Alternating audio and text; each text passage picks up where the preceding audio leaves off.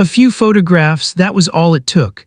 At first glance, they looked like nothing more than another set of vacation pictures shared across the internet. A luxury yacht, calm blue waters, a member of the British royal family enjoying what appeared to be a private holiday. Under normal circumstances, the story might have ended there. But according to several media reports and royal commentators, those images may have triggered a much bigger conversation behind palace walls, one that reportedly had very little to do with the vacation itself. Instead, the attention quickly shifted to a different question. Who paid for the trip, who knew about it, and more importantly, were the royal family's own transparency rules properly followed? If even part of the reporting is accurate, then this wasn't simply another celebrity vacation story. It became a discussion about accountability, public trust, and how the modern monarchy handles situations that can create questions about appearances and governance. And that's the part many headlines barely explored. Before we continue, if you enjoy carefully researched royal stories, historical analysis, and documentary-style breakdowns, consider subscribing. We focus on understanding the bigger picture, not just the headlines. Now let's begin. To understand why this story attracted so much attention, we first need to understand something about the British royal family. Unlike celebrities, senior royals represent a public institution. Every official appearance, every public event, every gift, every invitation. And sometimes even private hospitality can become a matter of public discussion, because public confidence depends not only on actual decisions, but also on how those decisions appear to the public. That distinction is important, because in stories involving public institutions, perception often becomes almost as significant as reality. According to several reports, the controversy began after photographs reportedly showed Queen Camilla spending time aboard a luxury yacht during a private holiday. On its own, taking a vacation is not unusual. Members of the royal family have always taken private breaks away from official duties. The discussion reportedly began because attention soon shifted away from the photographs themselves and toward the yacht. Who owned it? How was it financed? And was the hospitality connected to anyone who had business, political, or charitable relationships involving royal institutions? Those questions, rather than the vacation itself, became the center of media coverage. Reports suggested that the yacht's ownership structure was more complicated than many people expected, involving companies registered in multiple jurisdictions. Experts often point out that this kind of ownership structure is common for luxury yachts for tax, privacy, and liability reasons. By itself, that does not indicate wrongdoing. However, commentators argued that when public figures are involved, complicated ownership structures can create additional public scrutiny simply because they make transparency more difficult. That distinction became one of the key themes throughout the reporting. As journalists continued examining publicly available records, more questions reportedly began to emerge. Some reports suggested that palace officials had already been informed about the trip before photographs appeared publicly. Others claimed that internal discussions may have started even earlier. None of these accounts have been officially confirmed by Buckingham Palace, but together they created an atmosphere where speculation quickly grew into a much larger story. And that's where the timeline becomes especially interesting, because according to multiple published reports, the photographs were only the beginning.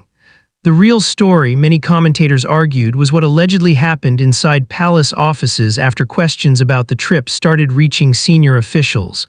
Some reports describe private meetings, others mention internal reviews. Still others suggest that officials wanted a clearer understanding of how information about private hospitality should be reported in the future. Whether every reported detail is accurate remains uncertain, but one thing is clear. The discussion gradually moved away from one holiday and toward a broader debate about transparency, institutional procedures, and the future direction of the monarchy.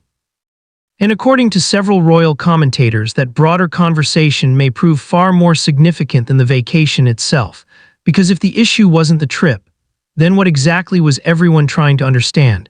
That is where the investigation and the timeline really begins. Every major controversy has a starting point. But interestingly, according to several media reports, this story didn't truly begin when the public saw the photographs. It may have started days or even weeks earlier. Multiple royal commentators have suggested that information about the holiday may have reached palace officials before any images appeared online. While Buckingham Palace has never confirmed those reports, they have become an important part of the public discussion surrounding this story. If that reporting is accurate, it changes the timeline completely. Instead of reacting to a media scandal, palace officials may have already been trying to understand the situation behind closed doors. And that raises an obvious question. What exactly were they trying to verify? According to published reports, one of the first areas of interest wasn't the vacation itself, it was the yacht. Investigators and journalists reportedly began examining publicly available maritime records, company registrations, and ownership documents to identify who ultimately controlled the vessel. At first, the ownership appeared anything but straightforward. The yacht was reportedly linked through multiple corporate entities registered in different countries. Experts note that this kind of structure is fairly common in the luxury yacht industry. Wealthy owners often use holding companies for privacy, taxation, and legal protection. So by itself, a complex ownership structure does not prove that anything improper occurred. However, when public officials or senior royals are involved, transparency becomes far more important than it would for a private individual. That is why journalists reportedly continued digging. As they compared shipping records, media reports, and publicly available information, new questions reportedly emerged. Who arranged the trip? Was the hospitality officially recorded? And were the palace's internal disclosure procedures followed? Those questions gradually became more important than the vacation itself. Royal commentators have frequently argued that modern monarchies depend heavily on public confidence. For that reason, even situations that involve no proven wrongdoing can attract significant attention if they create the appearance of possible conflicts of interest. That appears to be exactly why this story continued growing. According to reports, some palace insiders allegedly believed that senior officials needed a complete understanding of the circumstances before the issue expanded into a larger public debate. Again, these accounts remain unconfirmed by Buckingham Palace, but they help explain why the discussion reportedly shifted from one private holiday to wider conversations about governance and institutional procedures. As more articles appeared, another pattern began attracting attention. Some commentators questioned whether this was an isolated situation or part of a broader challenge facing modern royal institutions. Over the past decade, the British royal family has increasingly emphasized transparency, accountability, and public trust. Those principles have become especially important in an era where information spreads globally within minutes. Against that backdrop, even relatively small questions can quickly evolve into major headlines, and according to several analysts, that may be exactly what happened here. The discussion was no longer centered on photographs. It had become a conversation about systems, how are private invitations reviewed, what information reaches senior decision-makers, who determines whether hospitality should be formally disclosed, and perhaps most importantly, are existing procedures strong enough to protect the institution from future controversies? Those questions reportedly became just as important as the original story itself. By this point, media outlets were no longer focusing only on the yacht. They were examining the broader context surrounding it. Some articles explored financial disclosure policies, others discussed royal protocols. Several commentators compared the situation to previous controversies involving transparency and governance, arguing that public expectations have changed dramatically over the years. Whether those comparisons are fair remains open to debate, but together they help transform one private vacation into a much larger public conversation. And according to royal analysts, that larger conversation may ultimately have a greater impact than the photographs ever did. Because once questions about institutional processes begin, they rarely remain limited to a single event. Instead, they often lead to a much bigger discussion. A discussion about responsibility, about accountability, and about how the monarchy intends to operate in the future. That brings us to the next stage of the story. Because according to several reports, attention soon turned toward what was allegedly discussed inside the palace, and why those conversations may have marked the beginning of a broader push for tighter oversight. By the time the story reached its peak, the discussion had moved far beyond a private vacation. The central question was no longer where the holiday took place. Instead, people began asking whether the royal family's own standards for transparency had been applied consistently. And that is where the story became far more complicated. According to several media reports, representatives close to Queen Camilla reportedly described the trip as a private matter. From one perspective, that argument makes sense. Like anyone else, members of the royal family are entitled to personal time away from official duties. Not every holiday automatically becomes a public issue. However, royal commentators argued that this particular situation was different, not necessarily because of the destination, but because of the questions surrounding hospitality and disclosure. Those are two very different issues. The first concerns privacy. The second concerns public accountability, and throughout the reporting, those two ideas often became intertwined. Another point repeatedly raised by commentators involved consistency. If similar situations involving official hospitality require review or disclosure, should the same standards apply regardless of who is involved? Or do different circumstances justify different decisions? These questions have no simple answers. And importantly, Buckingham Palace has not publicly confirmed many of the specific claims discussed in media reports. That distinction matters, because speculation and verified information are not the same thing. Still, the reporting fueled a wider debate. Several analysts suggested that public institutions depend not only on acting responsibly but also on being seen to act responsibly.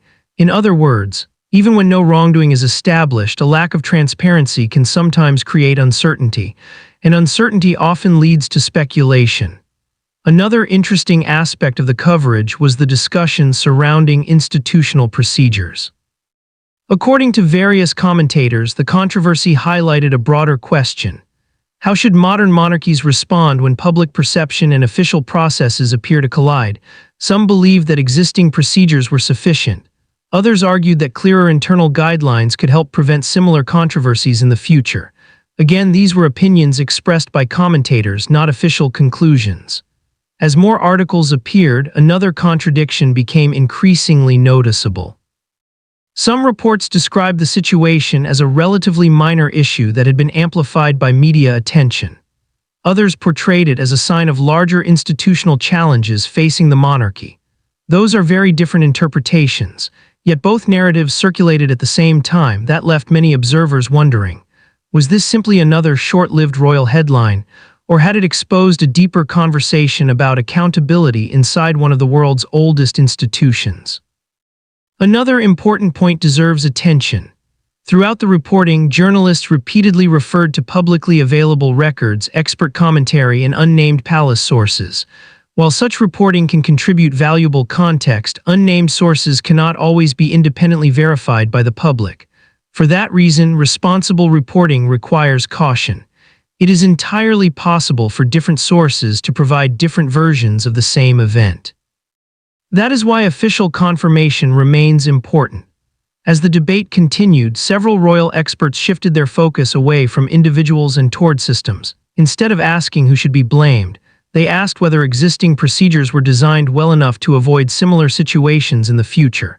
That represents a significant change in perspective, because institutions often evolve not only after proven mistakes, but also after events that reveal possible weaknesses.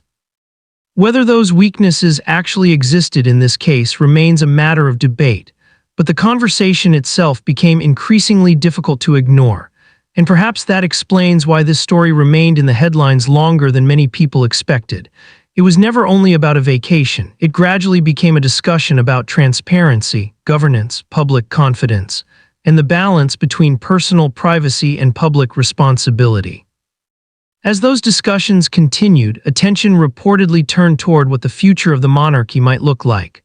Would this controversy simply fade away, or would it encourage further changes in how the royal household approaches accountability and institutional oversight? That question brings us to the final chapter of this story. Because regardless of how history ultimately judges this controversy, one thing became increasingly clear. The biggest impact may not be what happened during the holiday, but what people expected to happen afterward. As this story continued to unfold, one thing became increasingly clear. The biggest question was never whether someone had taken a private holiday. It was whether modern public institutions can maintain public confidence in an age where every photograph, every document, and every online discussion is examined in extraordinary detail. That may ultimately be the lasting lesson from this entire controversy. Because history has shown that institutions are rarely judged only by the challenges they face. They are judged by how they respond to those challenges. According to several royal analysts, the British monarchy has spent years trying to present itself as a more modern, transparent, and accountable institution. Whether that effort has been successful is a matter of opinion, but one thing is difficult to ignore. Public expectations have changed dramatically. Today, people expect greater transparency than ever before.